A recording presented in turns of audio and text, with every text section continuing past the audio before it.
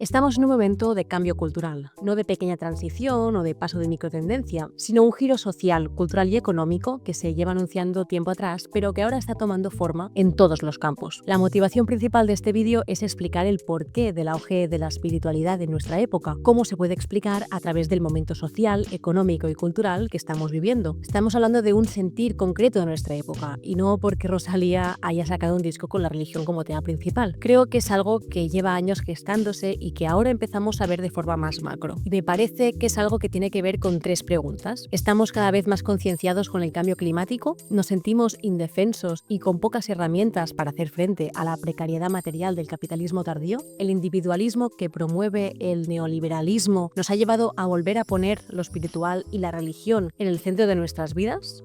Bueno, ¿qué tal? Hacía tiempo que no me pasaba por aquí. Todo va muy rápido y cuando quieres hacer un vídeo de YouTube han pasado de repente 5 meses. Hoy vengo con algo un poco diferente. Si bien en los últimos años me he dedicado a intentar analizar pequeños temas y fenómenos de la cultura popular a través de la filosofía, hoy vengo a aventurar reflexiones e ideas sobre un cambio cultural que llevo viendo en los últimos meses. Y esto es algo que no suelo hacer, porque las teorías nunca consiguen definir con precisión aquello que pretenden comprender y porque es bastante más pretencioso tratar de explicar el supuesto cambio cultural de una época. Pero bueno, aquí estamos. A lo mejor me arrepiento de todo lo que digo a partir de ahora, pero vaya, el pensamiento también es esto. Imagino que en cierta forma hoy voy a estar presentando temas que posiblemente desarrolle en futuros vídeos, porque al final hoy intento hacer un análisis muy macro y quedarán un montón de detalles e ideas fuera. Y también porque creo que aquí me estoy aventurando a señalar un cambio de época sutil y aún no he leído suficiente sobre el tema.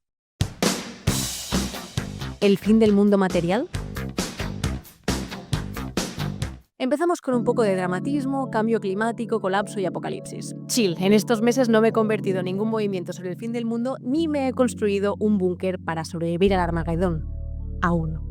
Pero sí que es cierto que en los últimos años hemos ido tomando más y más conciencia sobre la finitud de los recursos naturales de nuestro planeta. Estamos ante el fin del mundo material que permitió la proliferación a escala industrial de productos y más productos. Ya hace años que hay muchas voces que vienen avisando de esto, y es que ahora mismo estamos dentro de un sistema económico, el capitalismo, que empuja a las empresas a prosperar a través de la producción de nuevos y más productos bajo la idea de un supuesto progreso tecnológico. Como decía, hay muchas voces señalando que este crecimiento exponencial en el que se basa el capitalismo no puede seguir así.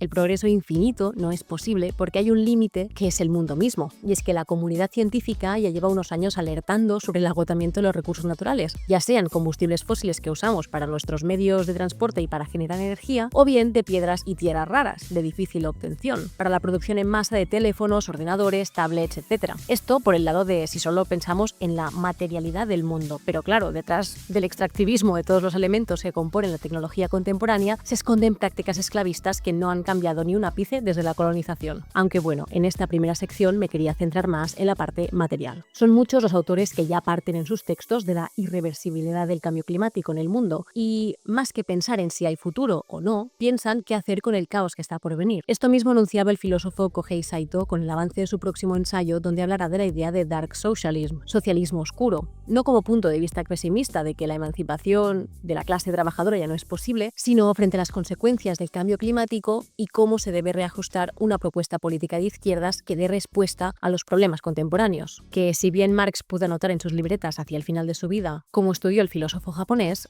no pudo dar cuenta de qué situación estaba por venir. Os explico un poco corto y mal, pero lo que comenta Saito es que en los últimos 15 años de vida, Marx estuvo leyendo mucho sobre estudios naturales y sobre culturas y comunidades de fuera de Europa. Y en lo que se ha editado como Mega, estas libretas con sus lecturas e ideas, se ve que Marx tuvo un giro hacia un protoecologismo al escribir que la producción dependía de la extracción de recursos naturales que serían, en última instancia, un robo a la naturaleza, algo que desajustaba un poco su teoría sobre la toma del control de los medios de producción y de hacer la revolución a través suyo, ya que la maximización de las fuerzas de producción no sería sostenible. Hoy no vamos a explicar Marx, pero lo tengo apuntado para más adelante, así que si os interesa, pues dejadlo en comentarios. Realmente acercarse a Marx es muy complicado porque hay muchos autores que ya han leído, entonces en la capa de textos para aproximarte a su obra es como muy amplia, pero bueno, voy a estar leyendo sobre esto un poco, así que a lo mejor hablamos del tema. El caso, cada vez más pienso que nuestros feeds en redes, con la proliferación de anuncios de productos, hauls de IKEA y el gorro bufanda, que es la última tendencia, están empezando a colapsar el espacio digital. Ya no son solo personas con muchos seguidores quienes posicionan productos, sino personas más cercanas, con una audiencia que las lee como amigas, que recomiendan de verdad, lo que no hace más que saturar los espacios digitales con mierda. Aunque es difícil convencernos de que hemos tocado techo con el consumismo propio de las últimas décadas, creo que ya hemos superado la fase en que se veía la capacidad de comprar muchas cosas nuevas cada semana como algo deseable y aspiracional, algo que no podían hacer nuestras abuelas que vivieron la posguerra y la dictadura. En la última década hemos vivido la capacidad de comprar y elegir aquello que queríamos como forma de libertad y de definirnos a nosotros mismos. Y es que basar las identidades en productos adquiridos es algo que vemos que empieza a tocar a su fin. No porque se termine el mundo material y estemos más concienciados que nunca con el cambio climático, sino porque se está sofisticando la construcción de identidades online. Pero lo recuperaremos un poco más adelante. Antes quería indagar en esta idea del fin del mundo que lleva siglos en el imaginario popular, si es que no ha estado ahí siempre.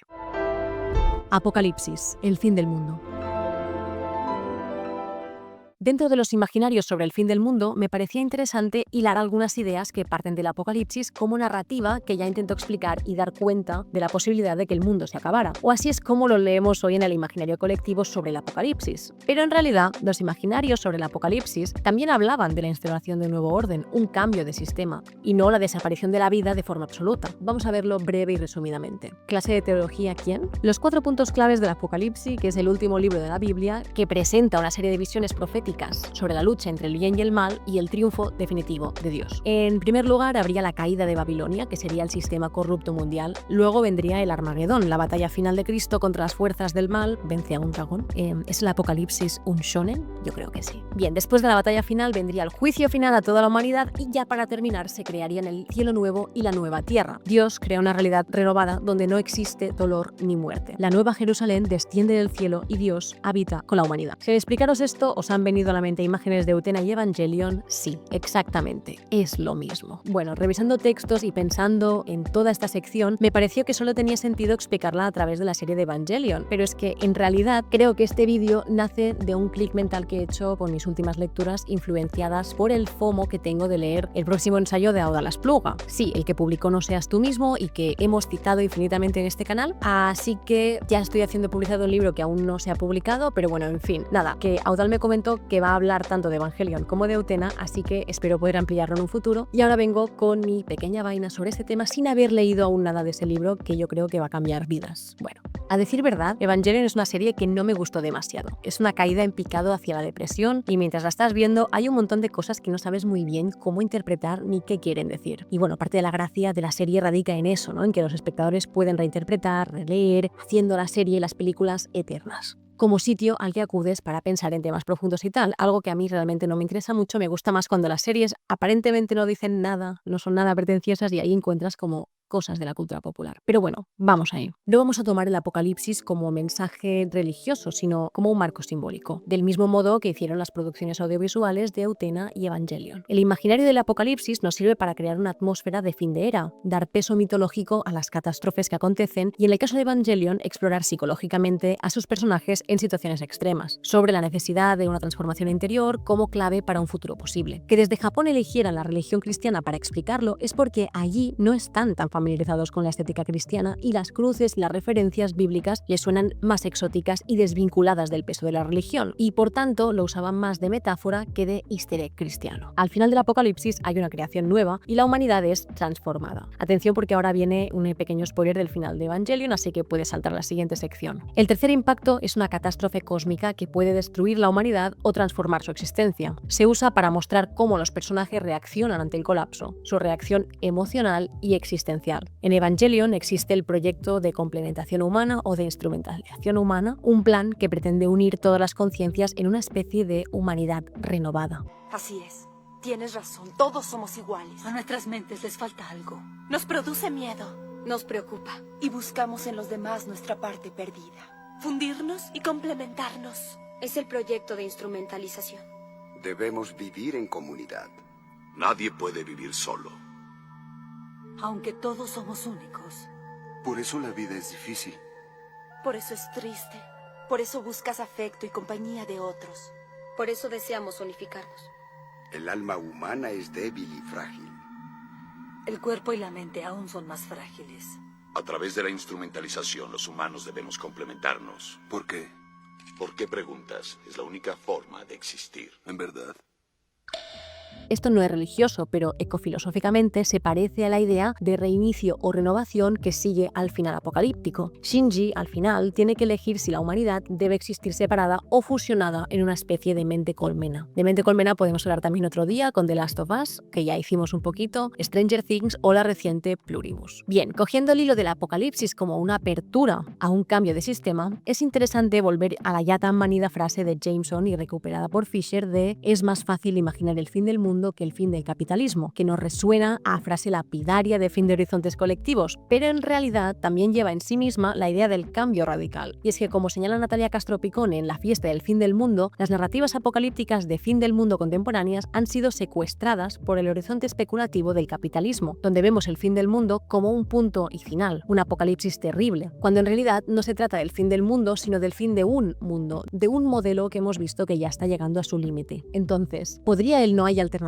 encaminarnos hacia el no hay alternativa otra que destruir el capitalismo? Los imaginarios sobre el fin del mundo nos pueden llevar a imaginar y pensar modelos alternativos ante el colapso del modelo anterior. Por esto la autora resigue momentos que podemos considerar apocalípticos en la historia reciente de España para rescatar aquellas formas de organización, aquellas respuestas que salían a la superficie en busca de cambios, ofreciendo otra forma de mirar y de hacer las cosas. Por esto nos dice que volvemos constantemente al apocalipsis porque su principal ambición es la de refundar ese mundo en crisis, forzando un orden nuevo y más dichoso, para lo que se hace necesario superar este que todavía existe pero que ya no funciona. Podríamos, a fin de cuentas, pensar el apocalipsis como el fin del sistema capitalista y del neoliberalismo que se ha ido adueñando de todos los estados democráticos en las últimas décadas. Un modelo social y económico que ha llevado a los estados a invertir menos recursos públicos en sanidad y educación y más en lo militar y fuerzas de la seguridad. Como explica Carlos Taibo en Ante el colapso y muchas otras autoras en otras obras, lee que la expansión del neoliberalismo fue posible a través de la globalización, que se promovía con la imagen de intercambio, cercanía entre culturas y un mundo mejor conectado. Pero él señala que la globalización ha bebido de una ambiciosa apuesta de reguladora, encaminada a hacer posible la desaparición de las normas legales que en el pasado permitieron ejercer algún tipo de control sobre los capitales y sus movimientos. Aparte de esta pérdida de control sobre las empresas y el mercado, los efectos más directos en la población están, como decíamos, en menos inversión en los servicios públicos mínimos. Si no se pone dinero en la educación y la sanidad, suele significar que su gestión se empieza a derivar a empresas externas.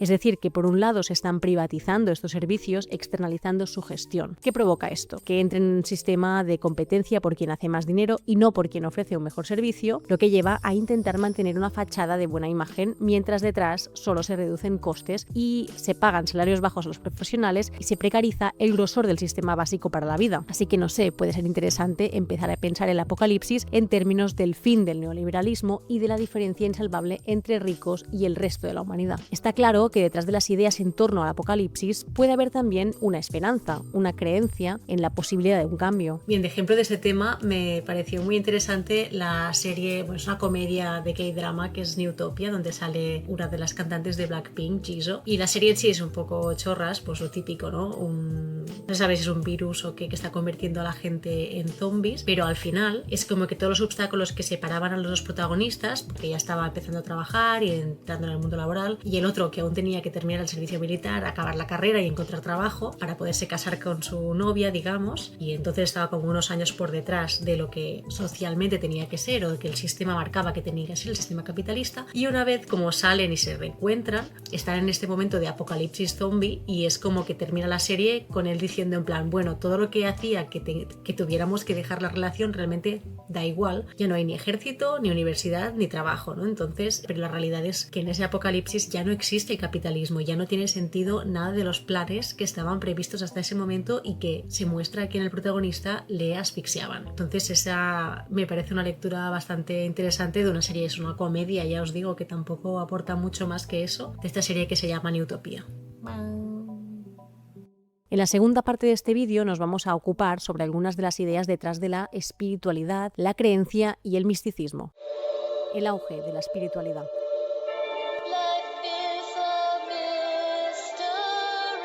Bien, llegamos ya al tema central de este videoensayo. ¿Por qué este giro hacia la espiritualidad en nuestra época? ¿Por qué después de años perdiendo feligreses hay más gente yendo a misa? La cuestión de la espiritualidad en una época de estados laicos es algo que se viene analizando desde hace décadas, desde la separación de poderes del Estado y la Iglesia, pasando por Nietzsche y su texto sobre la muerte de Dios, y el secularismo, la separación de la religión de los asuntos cívicos del Estado y la gestión de los asuntos humanos a través solo de principios derivados del mundo material. También tenemos muchos autores que han analizado si en vez de dejar la religión no la cambiamos por otra cosa, por otras cosas que ahora ocupan el sitio de la fe, como el culto a uno mismo, o si bien hemos ocultado esa pulsión de saber si hay algo más allá a través del consumismo propio del capitalismo. Sobre este enfoque quería recuperar un artículo de Pasolini sobre un anuncio de unos tejanos que generó mucho revuelo en la Italia de la época, en los años 70, pero en vez de ser un anuncio que jugaba con las proclamas de raza superior del anuncio de Sydney Sweeney, que veíamos hace pocos meses, hacía mofa o reubicaba la Iglesia en un sitio distinto del que había ocupado durante la dictadura fascista. Para Pasolini, este anuncio era una muestra de que la religión está agotándose como autoridad y forma de poder, y sobrevive como un producto natural de enorme consumo y una forma folclórica aún aprovechable. Y su argumentación sigue para decirnos que el eslogan de esos tejanos no se limita a comunicar la necesidad del consumo, sino que llega incluso a presentarse como la némesis, aunque inconsciente, que castiga a la Iglesia por su pacto con el demonio, el fascismo de Mussolini o el de Franco en España. En su época, los magistrados y la policía se encargaron de arrancar de las paredes ese cartel y ese eslogan, pero el imaginario que tenía detrás marcaba lo que estaba por venir. Su espíritu es el nuevo espíritu de la segunda revolución industrial y del consiguiente cambio de valores. Pasolini escribió este artículo en 1973, augurando el cambio que el capitalismo y el consumismo llevaban en sí, un cambio de valores. Y ahora nos abrimos otra vez a un nuevo giro con la gente que está volviendo a ir a misa. El porcentaje de practicantes que había ido menguando parece que vuelve a aumentar. Ojo con el dato este de que han doblado feligreses, porque parten del dato de julio del 2020 con las restricciones de la pandemia, que todo estaba a la mitad del aforo. Como explicábamos en el apartado anterior, vivimos un momento que es muy consciente de todo lo que acontece a escala global. Las guerras que siguen sucediendo en diferentes sitios del planeta, la escasez de recursos naturales para mantener el actual nivel de producción, los efectos de la industrialización en las últimas décadas con el cambio climático, etc. Realmente estamos ante un mundo complejo y difícil de comprender, y cuando los referentes políticos y sociales nos fallan para explicar y entender qué ocurre, parece cada vez más común el repliegue hacia referentes espirituales o un giro escapista de la realidad para intentar dar sentido a nuestra vida. Me parece que es un fenómeno que resulta más escalable cuanto más individualista sea el modo de organización de la vida. Y esto es lo que hemos estado viviendo en los últimos años con los modelos que vendían la meritocracia, modelos que nos llevaban a competir por mejores notas, becas y sitios de trabajo. Vivimos una época que promueve el individualismo, el consíguelo tú mismo, o bien crea tu propia identidad distinguible del resto, sobresale entre la masa. En muchos vídeos en este canal ya hemos visto que realmente toda esta ideología nos lleva a terminar haciendo las mismas cosas, porque solo usamos unas redes sociales con algoritmos que terminan haciendo viral aquello que gusta a más gente, disminuyendo así nuestros referentes y, por ende, haciendo más pequeño el mundo. Paradójicamente, aunque estemos ante una producción en masa de individualidades muy parecidas, aún prevalece la ficción del individuo frente a la masa, del yo en busca de distinción. Es importante que no seamos todos una masa uniforme, como decía Hannah Arendt, hace falta que la gente pueda ser diferente para que haya comunidad. Pero como decíamos, no somos tan diferentes y terminamos emulando una serie de patrones similares, aunque para mí este no es el mayor de los problemas, sino que toda esta autodefinición está perdiendo el retorno a la comunidad. El yo se distingue, pero parece que ha olvidado que pertenece a una sociedad de la que participa y se beneficia, y así es como me parece más fácil entender el retorno de cierta espiritualidad y misticismo en nuestra época. Nos giramos hacia ideas trascendentales para la propia salvación. Es lo que hay, culturalmente este es nuestro marco, por lo que es normal que se esté dando de esta forma. Y en muchos casos, este giro hacia alguna otra cosa es fácil que caiga en una forma de autoayuda si no tiene un retorno con el mundo, por lo que me aventuro a decir que parte del auge de la espiritualidad de nuestra época es más bien un seguir una luz en medio de la oscuridad, un sitio donde agarrar nuestros yos individuales y salvarnos del colapso. Pero, ¿qué otro tipo de espiritualidad existe?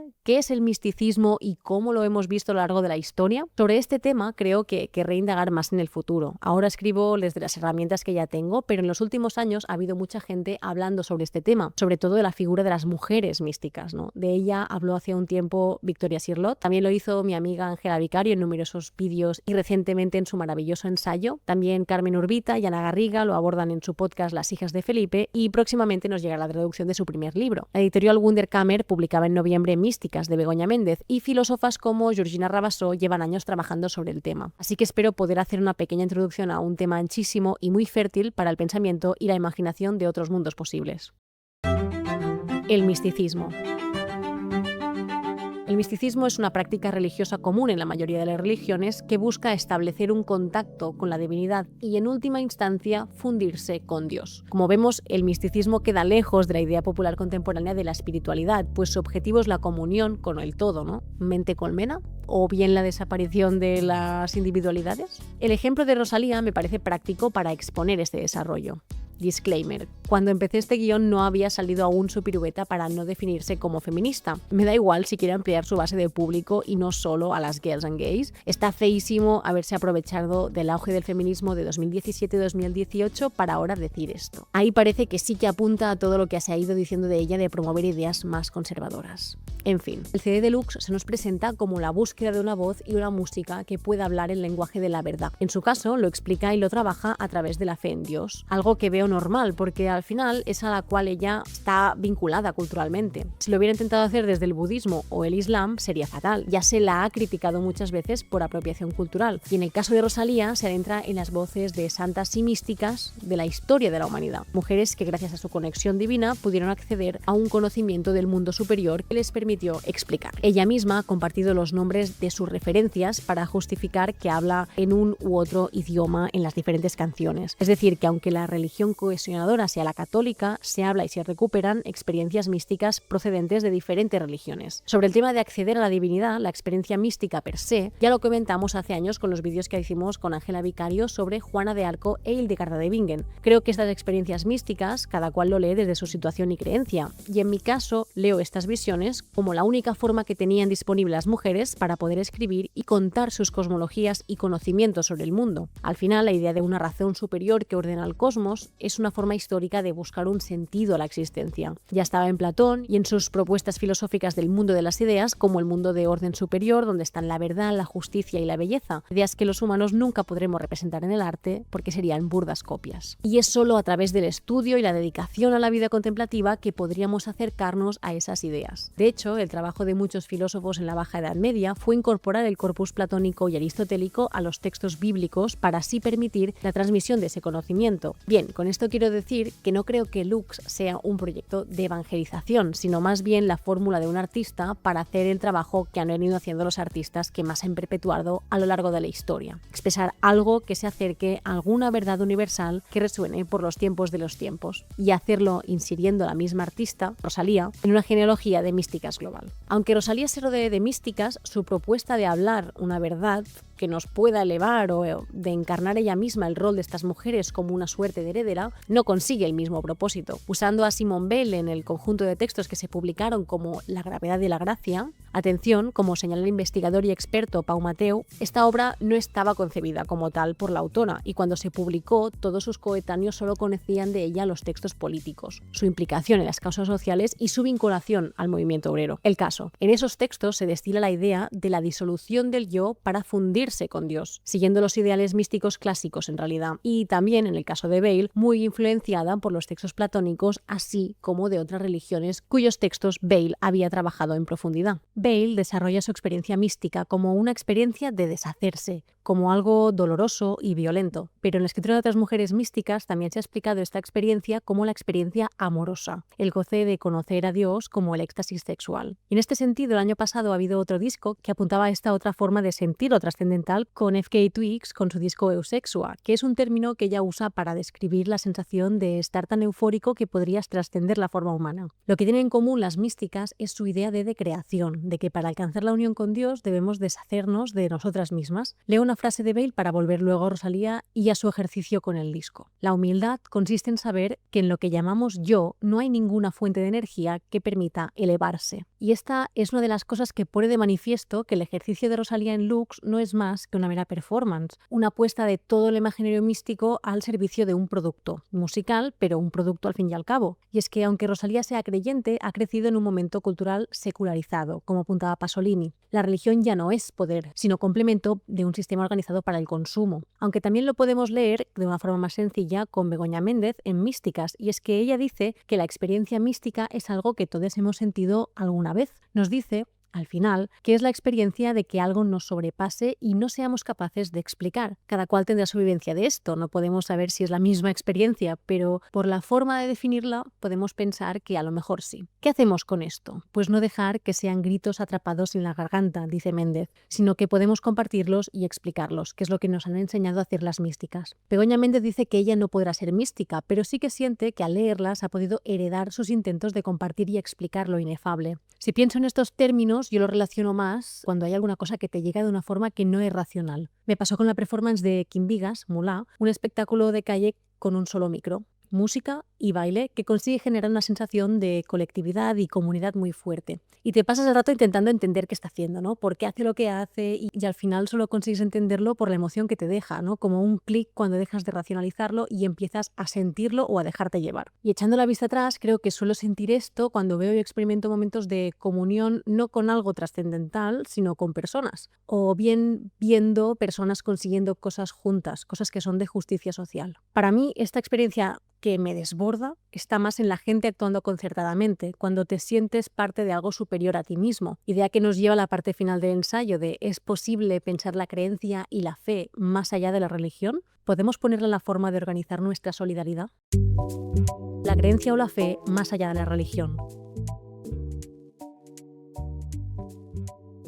Aunque no crea en Dios ni en religiones, me parece que al final todos creemos en algo, la creencia o la fe en alguna idea que nos ayuda a seguir adelante, la creencia en un proyecto mayor que nosotras mismas y al cual contribuimos. Aunque, como decíamos, hoy en día se está promoviendo más bien la creencia en uno mismo, la apuesta por tu persona, lo que, como comentábamos en el apartado anterior, nos lleva a vivir fes sin un retorno a lo colectivo. En una charla que dio Franco Bifo Berardi en Barcelona, comentaba que la esperanza y la fe son términos cristianos, que desde una perspectiva materialista no hay esperanza, solo hay aquello que ya está en el mundo. Es con eso con lo que tenemos que hacer algo. A mí me cuesta dejar de pensar en tener alguna fe o creer en algo, porque al final pertenezco a una cultura con unas raíces católicas. No creo en Dios, pero sí que creo en la comunidad y la organización colectiva de las personas para hacer cosas más grandes que ellas mismas. Y es que la desesperanza propia de nuestro tiempo, en parte, es porque pensamos que cada uno de nosotros no es capaz de hacer cambios, que no podemos incidir en la realidad con nuestras propias acciones. Por esto me interesó un ensayo de la periodista Etxe Temelkuran, Juntos, donde nos insta a volver la mirada hacia la colectividad, no ya para hacer cambios, sino para simplemente existir, soportar la carga, compartir nuestra vulnerabilidad. La autora nos habla de elegir la fe a la esperanza, no fe de una religión concreta, sino fe en la humanidad. Y es que ella defiende que aunque la fe suene a religión, porque nos hemos acostumbrado a hacer de Dios o de los dioses la estrella polar de nuestra capacidad de creer, también se puede dirigir hacia las personas. En el libro resigue momentos de miedo que nos llevan a mostrar nuestra necesidad de ayuda a los demás. Y dice, solo observando a los demás y sus miedos podremos entender que lo contrario del miedo no es el valor, sino la capacidad de mantener los ojos abiertos a toda la realidad en su conjunto. Uno de los problemas culturales de nuestra época es que las ficciones más populares son las historias donde hay un héroe que salva al mundo, alguien excepcional con un poder excepcional que consigue hacer frente al mal. Desde el cine producido con más medios, el de Hollywood, que se ha ido repitiendo el mantra de la individualidad y la independencia del ser humano, de su libertad, ¿no? De su libertad de hacer lo que quiera, en vez de mostrarnos relatos que dan cuenta de nuestra interdependencia. La autora menciona la película del secreto de Santa Vitoria como ejemplo de película que afirma que la resistencia colectiva de las ovejas puede prevalecer sobre el poder que nos limita. En este sentido, este año también salió la película El 47, que también nos lleva a pensar bajo esta lógica, una forma de pensar colectiva y por tanto también anticapitalista. Aunque muchas veces nuestra vinculación con movimientos sociales, manifestaciones y acciones colectivas no tenga efectos directos o no veamos que nuestras protestas hayan conseguido cambiar el mundo, Temelkuran nos recuerda que, sin embargo, lo que lograron cambió la historia en lo más profundo de los sentidos, en tanto empezaron a reescribir el relato de la dignidad de un modo que transformará los movimientos de resistencia durante todo lo que resta de siglo. En un momento que parece que el sistema económico imperante está dando muestras de empezar a agonizar, así lo lee Temelkuran y también otros autores como Franco Bifo Berardi, por ejemplo, creo que nos iría muy bien recuperar la fe en las personas, en que en momentos de necesidad no nos moveremos por egoísmo, sino por solidaridad, como ocurrió el año pasado con la Dana en Valencia. Y bien, por hoy lo dejamos aquí. Sé que hemos abierto muchos temas y que tampoco hemos entrado en todas las cuestiones en profundidad, pero el objetivo era dar cuenta de ese cambio de sentir, de sentires en la época contemporánea. En vez de aislarnos en la soledad y el miedo por un mundo con un futuro incierto, girarnos hacia los demás para intentar entenderlo y cambiarlo colectivamente. Muchas gracias. Bye.